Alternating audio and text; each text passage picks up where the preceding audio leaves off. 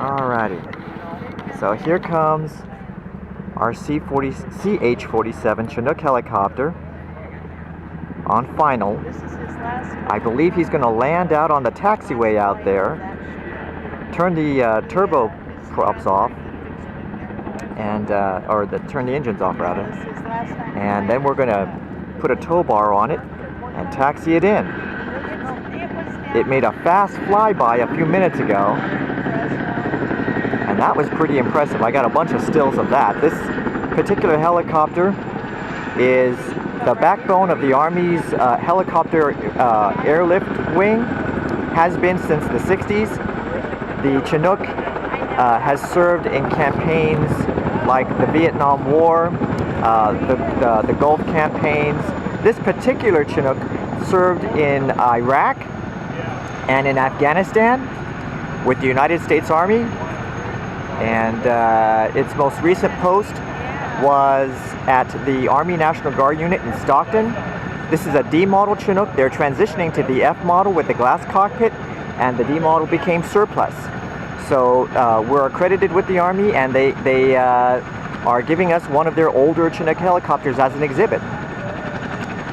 We only have one helicopter presently in our museum, and that one was primarily used as search and rescue and fire suppression.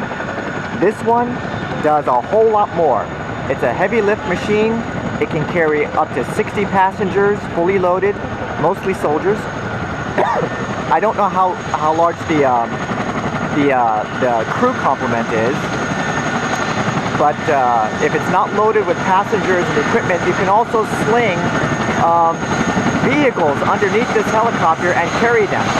Jeeps, pallets, even other helicopters.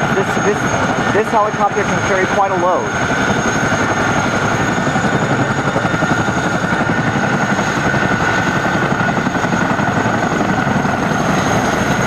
So here it comes.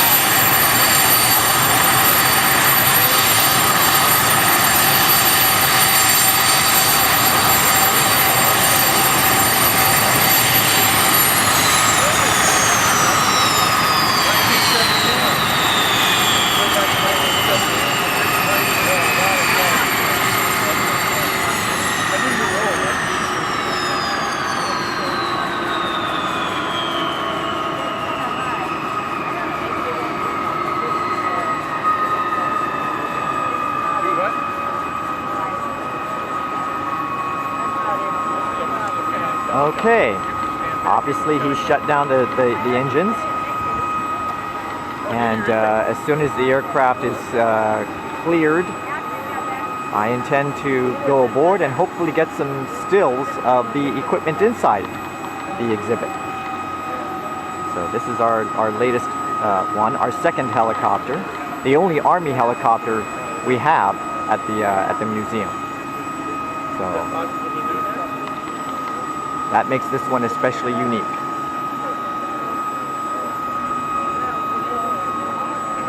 They're still making CH-47 Chinooks, so it has a longevity similar to that of the C-130 Hercules. They're still making these machines.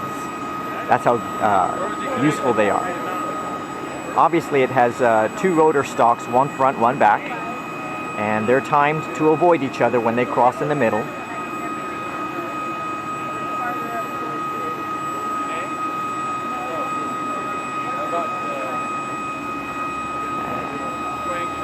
That should be about it. The rest is just them shutting everything down and the rotors coming to a full and complete stop. So it's not quite safe just yet to approach it. So I'm going to turn the movie off and get some stills inside.